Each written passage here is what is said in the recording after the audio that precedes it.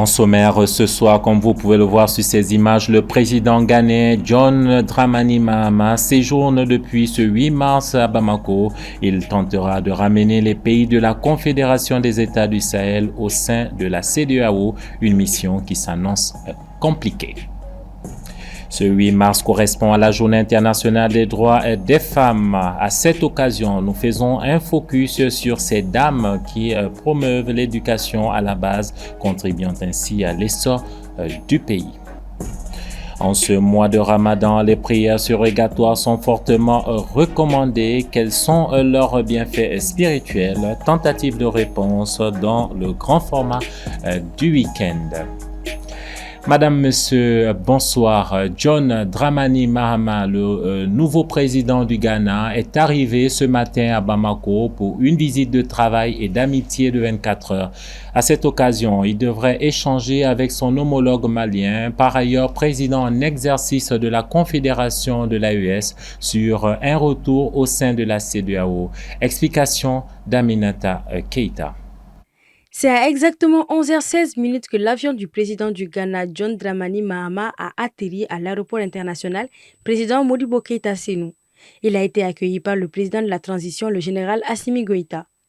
Cette visite intervient après celle de la Côte d'Ivoire le mercredi 6 mars, au cours de laquelle le président ghanéen et son homologue ivoirien avaient lancé un appel aux pays de la Confédération de l'AES, à savoir le Mali, le Burkina Faso et le Niger, les exhortant à réintégrer la CEDEAO. Le choix du Mali comme première visite d'un pays de l'AES par John Dramani n'est pas anodin, le président malien étant également le président en exercice de la Confédération des États du Sahel.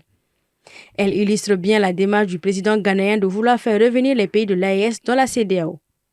Cette visite d'amitié et de travail sera suivie de très près au moment où les pays de l'AES ont déjà acté leur départ de la CEDEAO et s'apprêtent à entamer les discussions autour des conditions de rupture.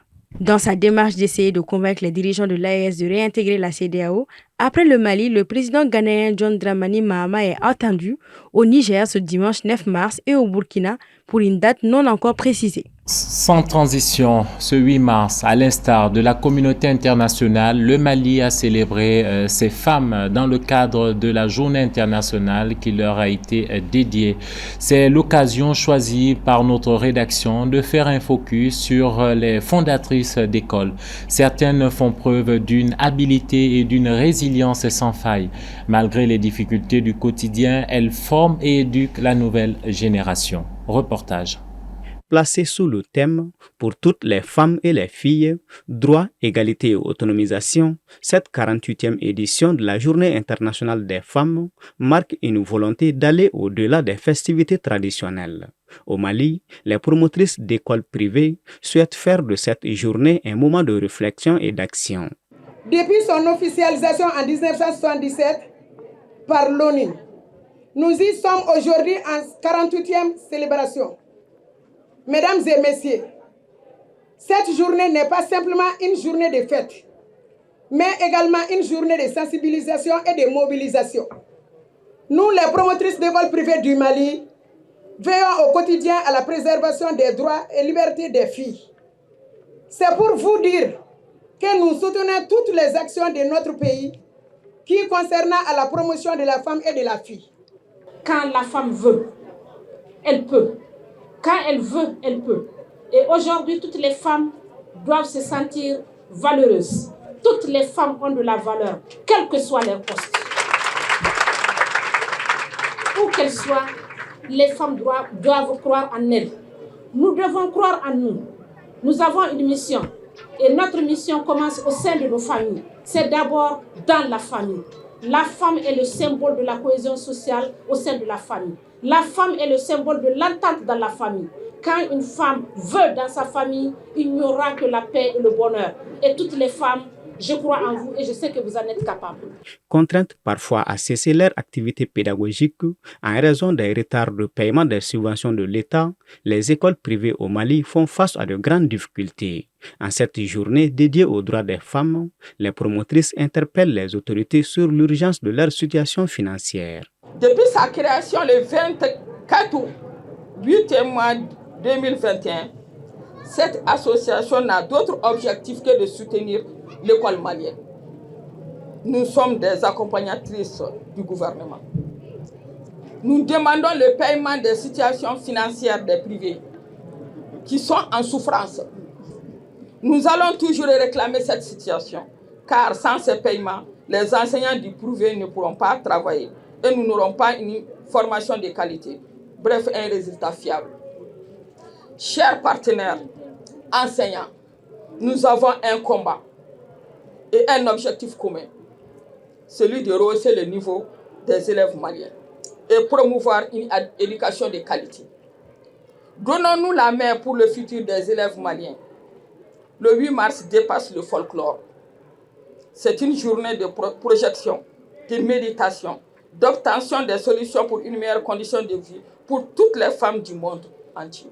Pour encourager l'excellence, l'association a décerné des attestations de reconnaissance à plus d'une vingtaine de promotrices d'écoles privées qui ont su relever les défis et contribuer au rayonnement de l'école malienne. L'actualité, c'est aussi à l'intérieur du pays. Nous partons à Kidal et Menaka. Pour des raisons de sécurité, plusieurs banques sont absentes des deux localités précitées depuis de nombreuses années. Jusque-là, la majorité des transactions financières se faisaient via la synchronisation du compte bancaire au compte mobile.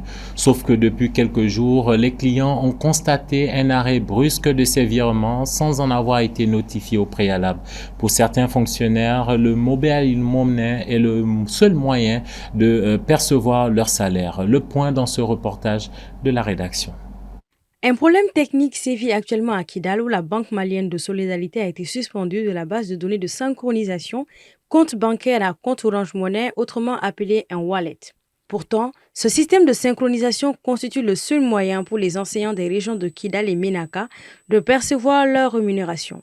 Quand on a demandé à la BMS pourquoi cette suspension, sa réponse a été « c'est l'Orange qui a suspendu ». Finalement, on ne sait pas qui a tort, qui a raison. Une situation qui va continuer à pénaliser les enseignants dont les salaires sont domiciliés à la BMS, car il n'y a aucune institution bancaire afin qu'ils puissent percevoir leurs salaires. Alors, on se pose des questions. Si cette situation persiste, comment nous allons percevoir nos salaires? Déjà, la situation sécuritaire dans le Nord impacte la mobilité des fonctionnaires.